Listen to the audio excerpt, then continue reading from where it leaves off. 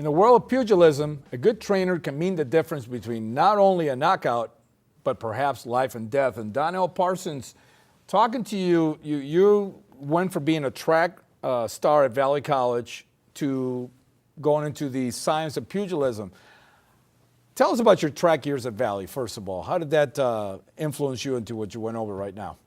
You know, honestly, the majority of the influence came mostly from dealing with Coach Powell, who's the head track coach there. You know, the training is one thing, but it's the training of the mentality that I take most as in this sport now. I had some great training from Coach Powell. You know, I was a young, rough kid, and he really molded me into the man I am today. So I owe him a great deal. So that's really where I took most of the training from. I mean, yeah, I did go to the state championship, but that all was just based on my mentality, just training hard and just working hard. It's something I try to instill in my fighters nowadays. Work hard, train hard.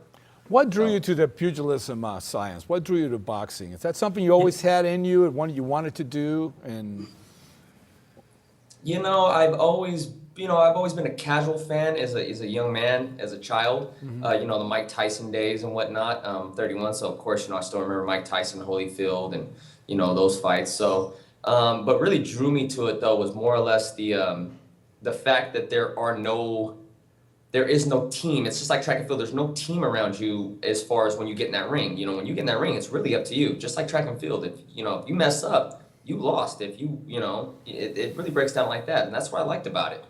So, that's pretty much why I was attracted to it. What do you when you get these young boxers that you're working with now as a trainer?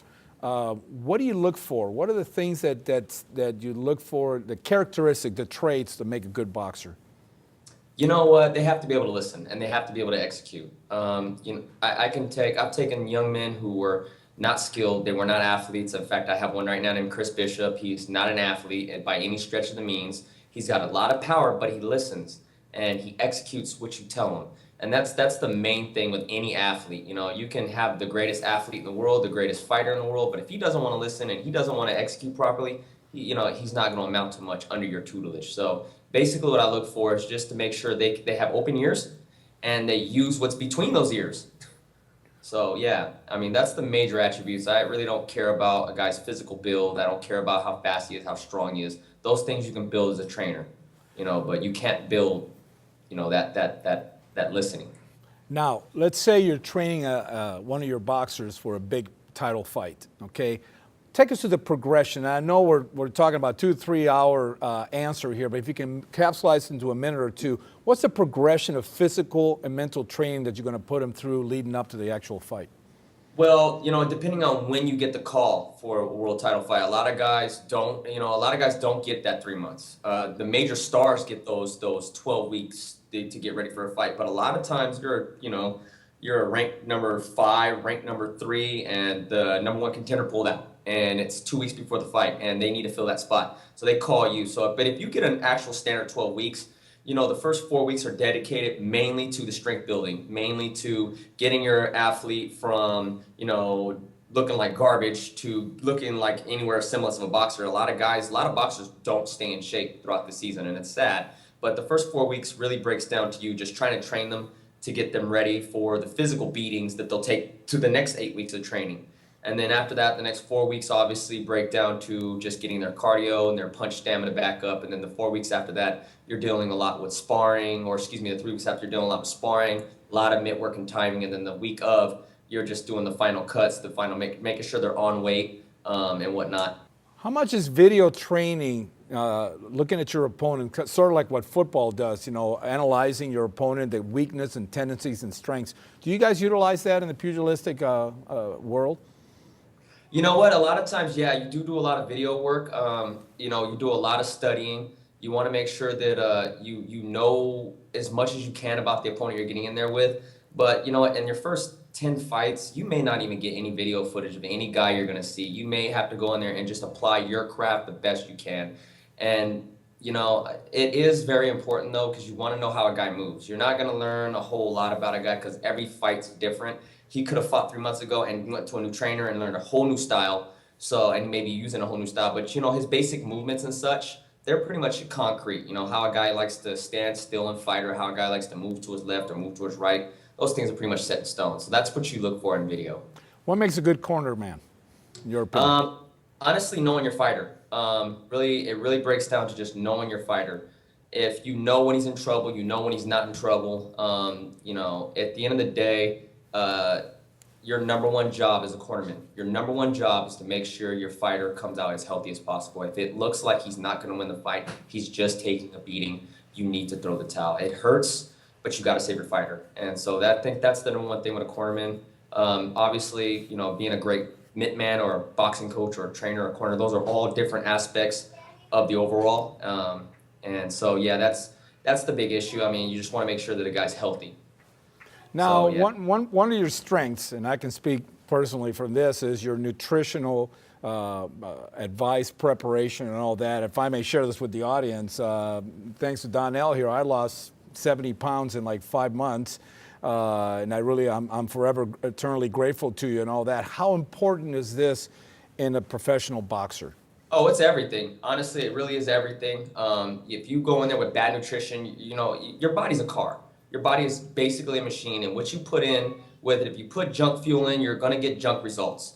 So, some guys out there, they got a furnace inside their belly. They can burn a lot of stuff, but unfortunately, at the end of the day, when you're getting ready for a world title fight and you're going through your training, if you don't have the nutrition down, you're gonna burn out through your workouts. You're not gonna get everything out of your workout. You're not gonna get everything out of the fight. So yeah, nutrition is everything. Concussions, okay, it's such a big story nowadays in the professional levels and all this contact sports. How has that influenced the boxing world? You know what? It's actually really interesting because if you look at the new rules in amateur boxing, they're getting rid of headgear. After 5 fights at 19 years old to 40, you're going without headgear now.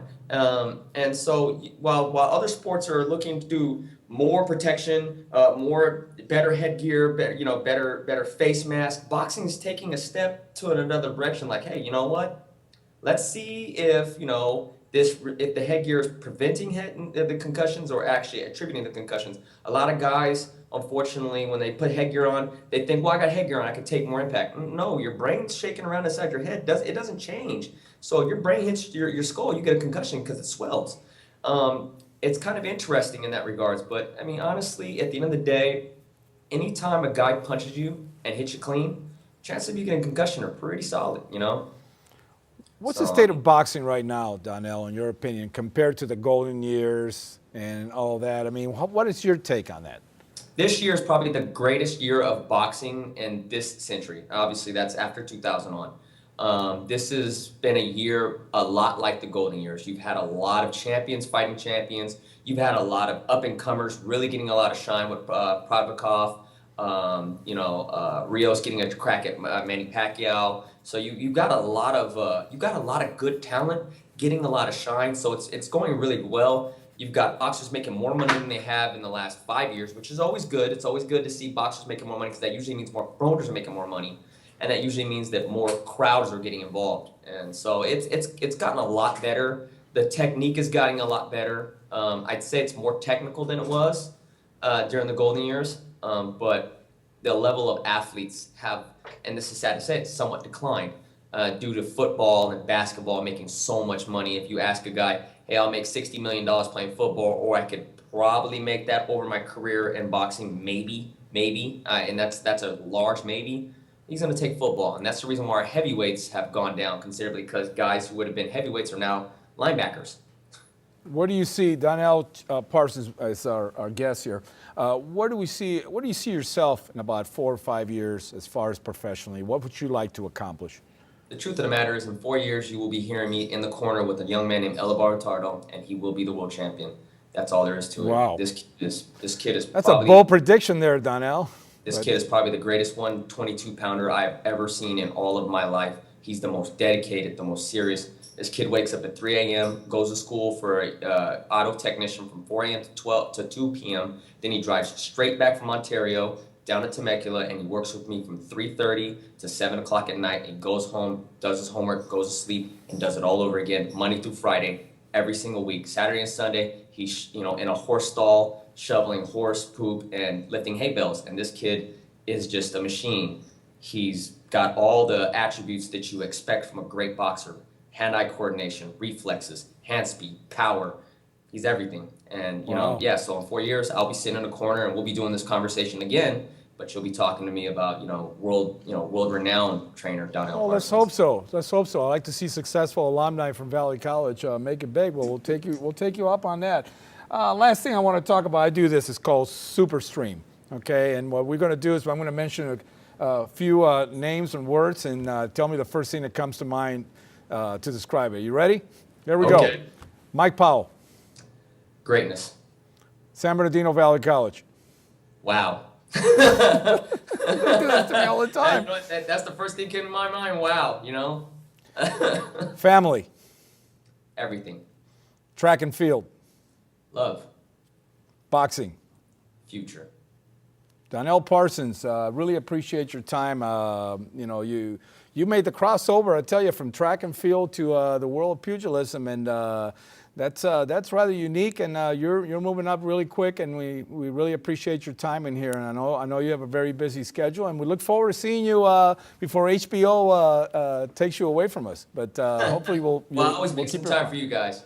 I really appreciate it, Donel. Thank you for your time. Donel Parsons, former San Bernardino Valley College track star, now in the exciting arena of boxing training. I'm Mike Sola. Thank you for streaming with us. See you at the games.